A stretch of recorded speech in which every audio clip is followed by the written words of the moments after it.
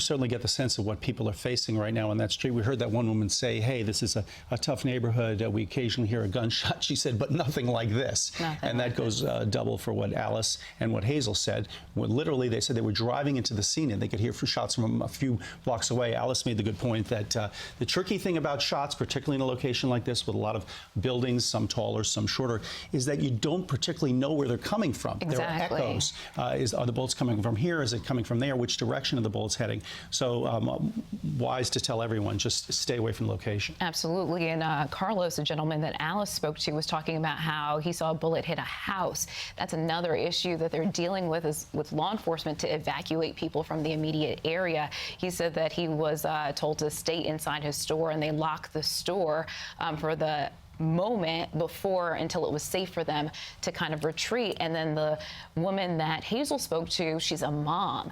It is school time right now. The schools in the area are on lockdown. Staff, students, thankfully they are safe, but parents are wanting to go pick up their kids. You know, when they hear something like this happening, they're wanting to go pick up their kids, but the advice is stay away from the area. The staff, they have protocols in place to keep the children safe.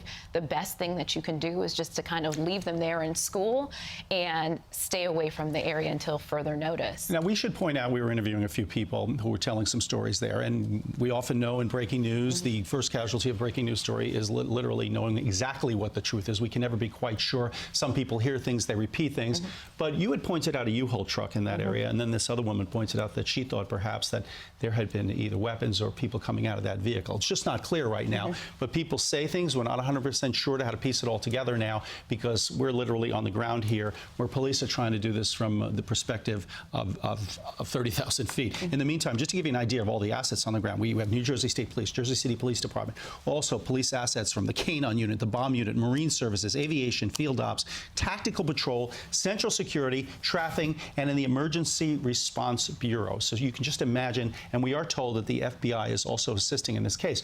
One of the things the FBI does very well in the area of if there is a known gunman, if there's a picture of the person, if they know who they're dealing with, they can track them very quickly and often get a photo out very quickly. At this point, it's likely that the photos don't matter. They apparently know where these people are. It's just a matter of what to do next. Do you engage or not engage? Do you wait them out? How many weapons do they have? How much ammunition do they have? They're certainly using a lot of it, but they must be very confident that they have a lot of it. So these are all decisions the police have to make. You just saw a few moments ago when the police were escorting those people out. Also a potentially dangerous move, but they felt, obviously, that those people were in such a life-threatening situation that they had to get them out there.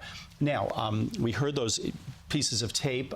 We haven't heard, at least live in the last 10 or 15 minutes, any gunfire. So at least for now, the situation got a little quiet. Alice Gaynor was on the scene a few moments ago, and she was saying it had calmed down a bit. We don't know what that means. We don't know whether perhaps the gunmen are laying back for a little bit, or perhaps, and one other thing we don't know is if the police officers were firing their weapons back, because that's always a tricky situation.